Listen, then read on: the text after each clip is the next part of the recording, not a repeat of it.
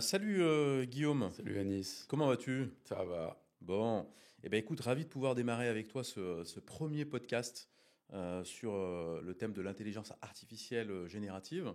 Un grand thème aujourd'hui qui touche nombre d'entreprises, nombre de collaborateurs. Et c'est vrai que c'est une formidable occasion de pouvoir aborder le sujet pour introduire, acculturer nos auditeurs et nos clients sur le thème de l'IA générative et entre autres aussi de ChatGPT. Et il y en a besoin. Et il y a beaucoup de travail. Il y a beaucoup de travail. On est simplement au début de cette nouvelle révolution, de cette nouvelle ère, bien que l'IA existe depuis très longtemps dans les entreprises. Ouais, elle est extrêmement présente sans qu'on le sache. On va rentrer un peu dans le détail après, mais effectivement, ça fait déjà des années de tout ce qu'on utilise, que ce soit les réseaux sociaux, que ce soit on a Siri, etc., etc. L'IA était déjà présente sans qu'on le sache vraiment. Et effectivement, c'est ce qu'on va voir, c'est qu'elle a débarqué dans nos vies en novembre 2022, quand elle est devenue grand public avec l'arrivée de ChatGPT. Oui, c'est ça. C'est-à-dire qu'en fait, ChatGPT, c'est simplement été une sorte de déclencheur dans la vie du quotidien de beaucoup de monde, une sorte de buzz. Un accès grand public finalement à l'IA, C'est ce ça, qui n'existait pas avant. un accès grand public. Donc l'objectif un petit peu de notre podcast qu'on expliquait justement en introduction, juste avant de lancer cette série de podcasts qu'on va réaliser pour nos clients, c'est de pouvoir en fait repartir de la base, un petit peu de l'histoire de l'IA, puisque comme tu l'as dit, en fait l'IA existe depuis très longtemps Mm.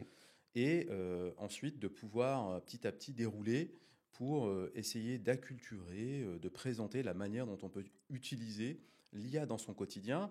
Et on va aussi parler de la manière dont toutes les questions qu'il y a et tous les débats qu'il y a autour de ce sujet-là, puisque d'aucuns aujourd'hui se posent des questions sur qu'est-ce que l'IA générative, À quoi ça sert? à quoi ça sert, quelles sont les menaces derrière cette IA, et puis surtout, et c'est un peu peut-être le thème après de nos différents podcasts, sur la manière dont on souhaite l'utiliser, enfin comment est-ce qu'on peut Ouais, comment l'utiliser on au peut l'utiliser dans quotidien, les entreprises? Ouais. voilà, de manière très pragmatique, et comment on peut en faire en fait un réel bénéfice, tout en ayant conscience parfois de ses limites et de ses risques.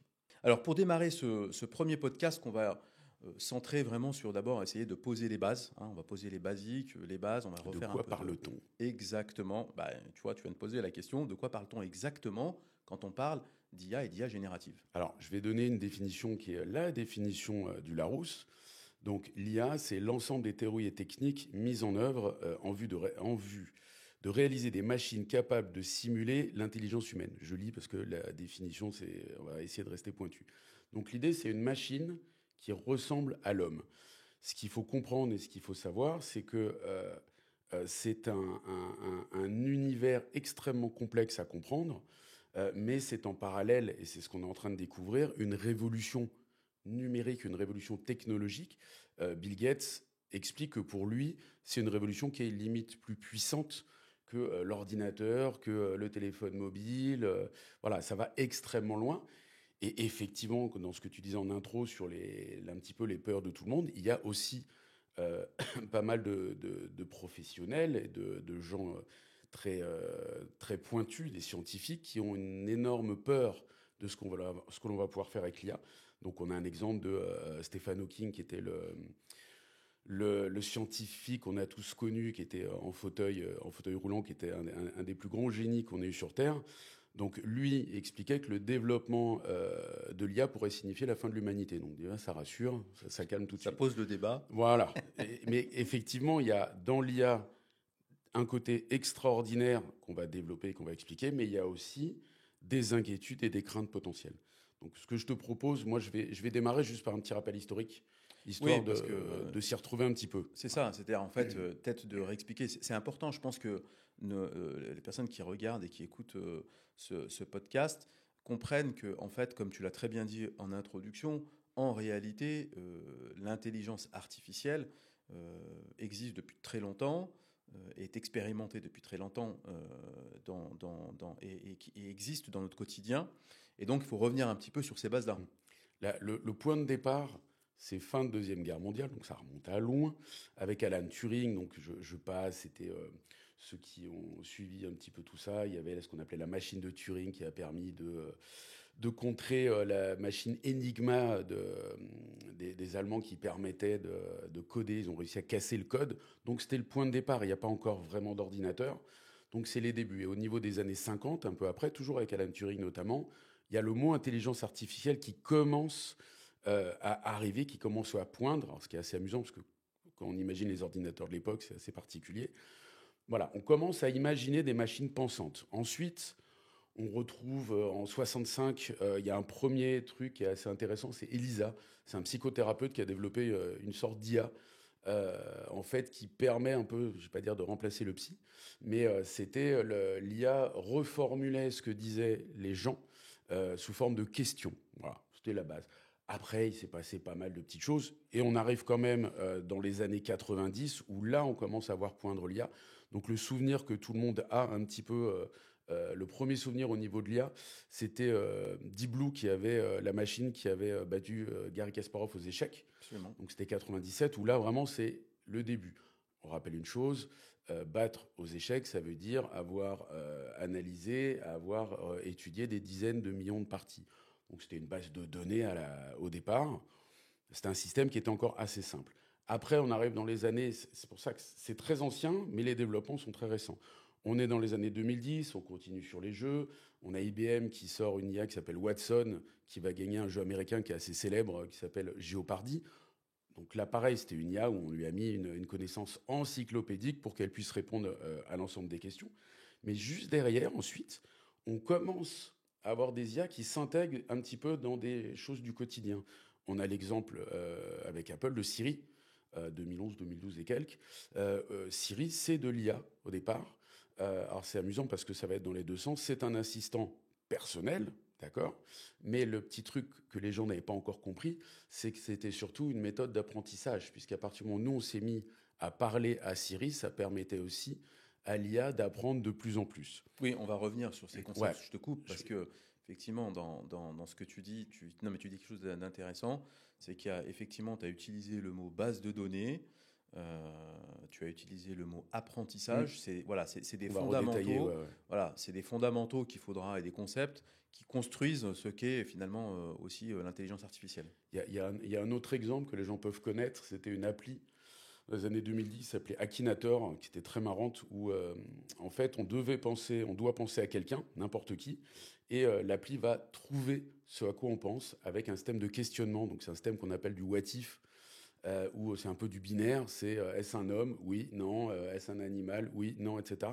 Et il arrive à chaque fois à trouver la bonne réponse. Ça image très précisément, finalement, le système de fonctionnement de l'intelligence artificielle, où comme un réseau neuronal, pareil, on en reparlera, où voilà, on a des possibilités. Alors à l'époque, c'était plutôt binaire, oui, non.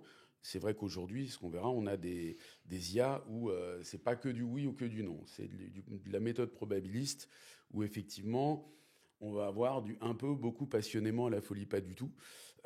Et c'est ce qui va permettre effectivement aux IA actuelles, les ChatGPT et compagnie, de répondre à nos demandes et à nos questions. Oui, et puis dans ce que tu dis, effectivement, il y a cette évolution progressive qui s'est accélérée ces dernières années. Moi, j'avais effectivement, dans le domaine de l'IT, quand j'accompagnais mes clients, un logiciel très connu, notamment, pour ne pas le citer, Salesforce, utilisait une IA dans le CRM qui s'appelait Einstein, qui avait pour mission justement d'aller travailler sur, en effet, comment dire, le contenu des bases de données et de pouvoir, hein, sur un certain nombre de sujets dans le domaine de la relation client, dans le domaine de la prospection, dans le domaine de la gestion des deals, de pouvoir faire du projectif. Donc en fait, en effet, il y a eu cette évolution progressive dans X domaines. Et si on revient sur certains sujets voilà, de l'entreprise, Einstein, typiquement, a aussi, dans le monde des entreprises, contribué à démocratiser, entre autres et en partie, l'intelligence artificielle. Tu parlais de Siri, mais on a eu aussi derrière les fameux Alexa. Il y a tous les algorithmes de recommandation. Netflix, c'est de l'IA. Amazon, les produits complémentaires, etc., c'est de l'IA derrière. Les fils d'actu Facebook, c'est de l'IA derrière. Donc l'IA, elle est déjà partout et on vit avec de l'IA et quelque part l'IA nous contrôle un peu et l'IA nous propose ce qu'elle a envie de nous proposer. Donc ça, là-dessus, on va être très très clair que on baigne dans un monde d'IA depuis déjà pas mal d'années. Donc, en synthèse, si on peut résumer ainsi, je ne sais pas si tu avais d'autres points à rajouter sur ce sujet-là, c'est vraiment une évolution qui a démarré effectivement il y a un certain nombre d'années, mais qui s'est accélérée dernièrement et que elle est présente depuis un certain temps dans notre quotidien.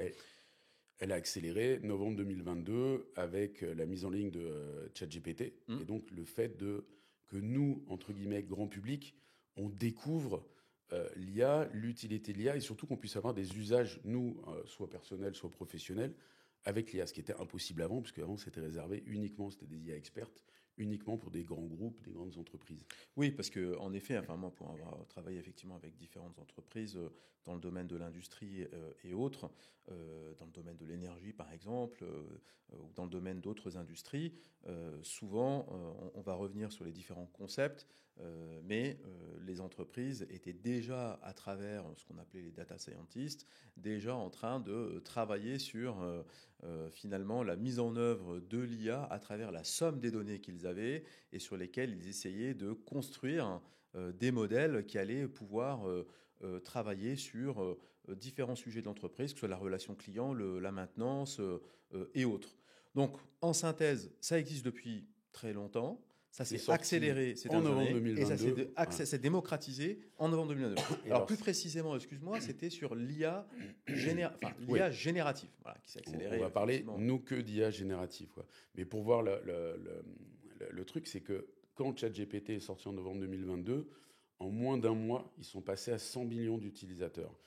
Pour voir un petit peu, comprendre un petit peu le rapport, Internet a mis 7 ans à avoir 100 millions d'utilisateurs. Si on calcule, ça fait 84 fois plus rapide. C'est-à-dire que là, ce qui est très important à comprendre avec l'IA, c'est que sa vitesse de propagation est exponentielle et qu'elle va effectivement arriver dans toutes les entreprises. Moi, je ne vois pas dans 2, 3, 4 ans, je ne vois pas une entreprise qui n'utilise pas l'IA s'en sortir. Parce que comme tout le monde va l'utiliser, on va en parler sur les gains de productivité, on peut faire vraiment beaucoup, beaucoup de choses avec. Donc, il y a vraiment une obligation de comprendre l'IA et de commencer à travailler avec, parce que la vitesse de propagation, elle est planétaire. Internet est arrivé très tranquillement, même si pour moi, avoir baigné dedans depuis le départ, Internet, le premier site, il est en 93. Mais il faut des années. Souvent, on dit que l'an 1 d'Internet en France, c'est l'an 2000, donc ce serait déjà 7 ans après. Et si vraiment on analyse le développement d'Internet, c'est 2010 où vraiment ça explose. Il y a eu l'arrivée de Facebook avant, etc. Donc ça a quand même mis 10, 15 ans à commencer à se développer. Nous, on arrive avec l'IA générative. Un mois après, il y a 100 millions d'utilisateurs. Aujourd'hui, on devrait être à je ne sais pas combien de dizaines et de centaines de millions d'utilisateurs. On estime qu'en France, il y a à peu près la moitié des entreprises qui ont commencé à mettre le nez dedans. Il y a un sondage qui est sorti il n'y a pas longtemps qui disait que 53% des entreprises avaient commencé à utiliser l'IA, après à voir comment est-ce qu'elles l'utilisent. Ouais. Alors, juste effectivement, par rapport à ce que tu dis, pour moi, je fais un peu le parallèle aussi avec, donc tu as dit Internet, mais il y a aussi deux autres phénomènes, c'est les moteurs de recherche, notamment avec Google qui arrive avec cette page blanche finalement. 98. Ensuite, les réseaux sociaux. Qui ont marqué encore un autre pas. Et là, en effet, l'IA générative, qui, je pense, a vraiment beaucoup plus d'impact et beaucoup plus d'effet dans notre quotidien et qui va travailler, enfin qui va avoir un impact autant effectivement dans le monde des entreprises que dans le monde particulier, mais ça va toucher réellement et tu l'as très bien dit tout à l'heure, en quelque sorte parfois notre survie sur un certain nombre de sujets. Alors on va rentrer dans les détails. Alors justement, pour qu'on puisse comprendre quand on parle, donc il y a différentes formes d'IA, est-ce que tu peux nous en dire peut-être quelques mots? Et puis nous, le fait, c'est de se concentrer sur l'IA générative. Voilà. Nous, on va rester parce que sinon c'est très compliqué. Alors, on va rester sur l'IA générative et je vais essayer d'expliquer simplement un petit peu le mode de fonctionnement. Donc une IA générative au départ, c'est un programme qui va analyser des données et prédire un résultat. Le mot prédire est extrêmement important, je vais y revenir après. Si on veut simplifier, on a une gigantesque base de données, ce qu'on appelle un corpus. Donc imaginez une sorte de Wikipédia puissance 1000. Dans ce corpus, on intègre ce qu'on appelle des algorithmes. Ça, le mot, il est connu. Donc dans l'IA générative, on appelle ça des transformers. Le T de ChatGPT, transformer. Et ces systèmes ces transformers qui vont faire en sorte que telle ou telle IA réponde à notre question. Donc, le point qui va être important, c'est que j'ai le corpus d'un côté, on met du transformer dessus, mais le transformer, il va falloir qu'il apprenne. Et la magie de l'IA, elle est là. C'est tout ce système d'apprentissage qui va être mis en place. Donc, c'est ce qu'on appelle l'apprentissage profond dans les LLM, l'apprentissage automatique profond, qui va permettre petit à petit d'avoir une IA qui génère des choses qui correspondent un petit peu à nos attentes. Ce qui est important à comprendre aussi, c'est que l'humain est très présent encore aujourd'hui dans cet apprentissage, puisque c'est lui qui valide l'apprentissage. Les gens ne le savent pas trop, mais actuellement, vous avez des milliers de gens, on appelle ça des entraîneurs d'IA, qui vont valider des réponses de l'IA. Il y a une image qui est assez simple à comprendre, c'est quand on a voulu expliquer aux IA les images, donc on prend toujours le même exemple qui est le plus simple, c'est le chat. Donc on lui a mis des chats et des chiens, et on lui a mis des millions de chats, des millions de chiens, et petit à petit, elle devait arriver à valider que c'était un chat ou un chien, et derrière, des humains disaient « oui, c'est un chat ». Oui, c'est un chien. Et il y a un petit truc qui est marrant. Je ne sais pas si les gens ont déjà eu ça, mais ce qu'on appelle les CAPTCHA, notamment sur Google, où par moment, vous avez un petit stock de photos pour valider quelque chose, pour valider que vous n'êtes pas un robot, et vous allez cocher, on va vous dire, cochez les photos où il y a des feux rouges. OK, alors vous cochez les photos. Mais en fait, vous ne vous rendez pas compte, mais vous êtes en train d'entraîner l'IA. C'est génial. Ça, c'est dingue, ça. Ah C'est bah, quelque chose que tu m'as appris parce qu'effectivement, je ne savais pas que ça servait à servir oui, c'est une arnaque. Finalement de Google, quoi, quelque part. Ouais, on bosse. C'est un truc de dingue, ça. On fait le boulot pour eux, quoi. Alors, justement, tu as utilisé plusieurs termes. Juste le but, c'est pas de rentrer dans du détail très technique, mais juste en termes de vulgarisation, qu'on comprenne un petit peu le sujet. Tu as évoqué le sujet de le mot LLM, le mot apprentissage, qu'on appelle souvent aussi de machine learning, c'est-à-dire qu'en fait, la machine va apprendre aussi par elle-même. Est-ce que tu peux juste en deux mots expliquer la mécanique? Parce que finalement, c'est un peu ça la puissance de l'IA. C'est comme en fait, on l'appelle intelligence. Est-elle vraiment intelligente? En fait, on lui donne de la donnée. C'est ce qu'on va voir, effectivement. Donc, alors, on va prendre les acronymes déjà, parce que les gens, voilà, GPT, chat, GPT, donc générative, pre-trained, transformer. Donc, génératif, ça va générer. Pre-trained, l'apprentissage, elle est entraînée. Et le transformer, c'est la notion d'algorithme dedans. Le LLM, donc, parce que les IA génératives sont des LLM, c'est des Large Language Models. Voilà, c'est tout bête, c'est juste le truc à comprendre. Le large étant le corpus, qui est absolument gigantesque. Après, tu as parlé de machine learning. Donc, les IA LLM, celles qu'on connaît tous actuellement, c'est ce qu'on appelle du deep learning, de l'apprentissage profond. Le deep learning est une partie du machine learning. Je vais pas trop aller plus loin sur le machine learning, parce que sinon on va se perdre. Mais les LLM, j'avais essayé de recréer une définition mais qui est un petit peu complexe, qui mixe et tout. Donc, ce qu'il y a à comprendre, c'est que nos IA génératives sont déjà des IA ce qu'on appelle un niveau faible. C'est une IA faible. Donc, quand on voit les résultats, on se dit, waouh, c'est quoi l'IA forte? Donc, l'IA forte, on n'en parlera pas trop parce qu'elle n'existe pas encore. L'IA forte, ce sera l'IA générale, celle qui fait notamment peur à tout le monde.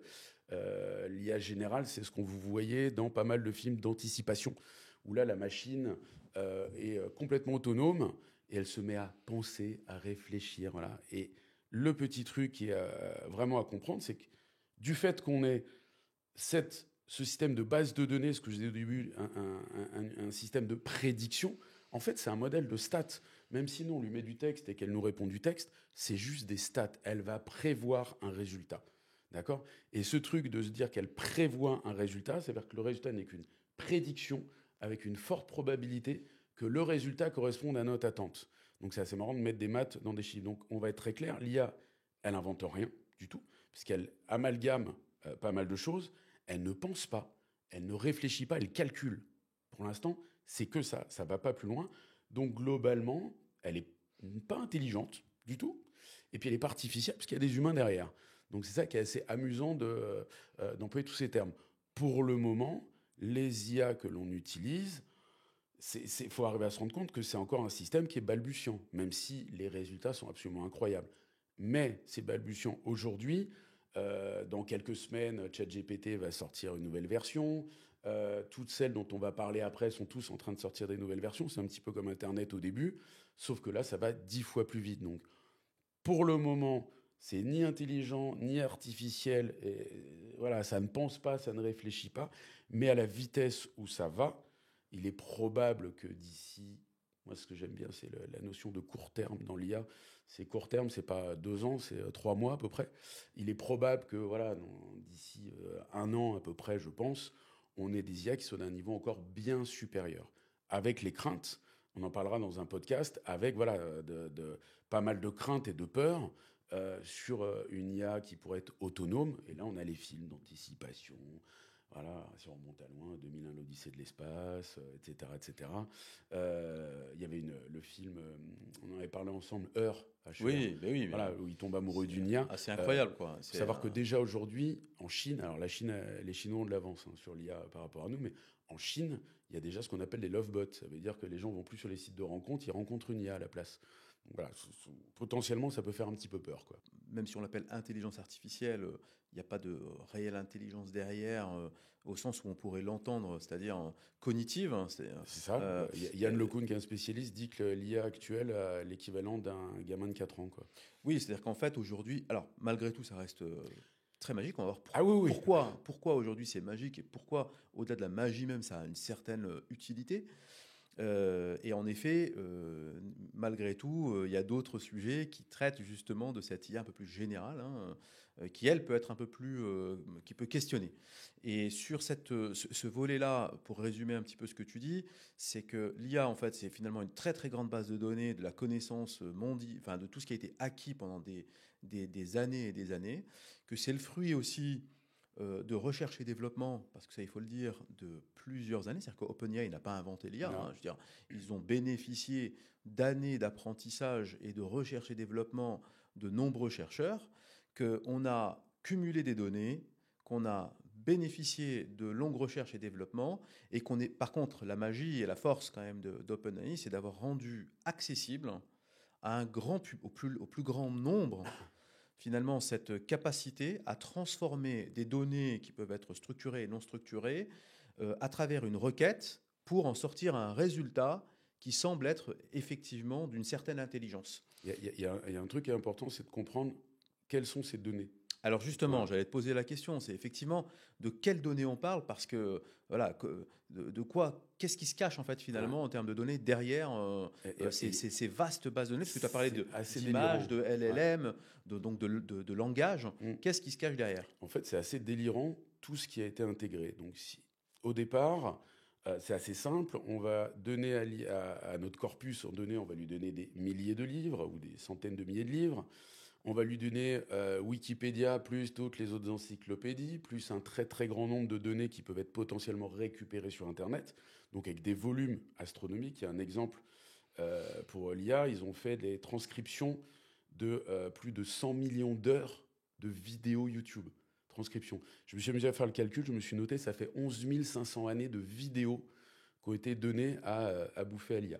Donc ça, c'est les grandes données. Les bases de données publiques, tous les États ont des grandes bases de données publiques, mais ensuite et surtout, il y a c'est nous qui avons donné un maximum de données à l'IA, puisque, je ne sais pas si vous êtes au courant, mais on utilise tous plein d'outils gratuits qui s'appellent Facebook, qui s'appellent Google, qui s'appellent Gmail, etc., etc.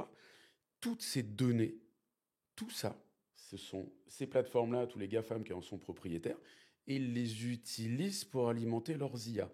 Ça veut dire que toutes nos discussions Facebook, elles ont été incrémentées dans l'IA.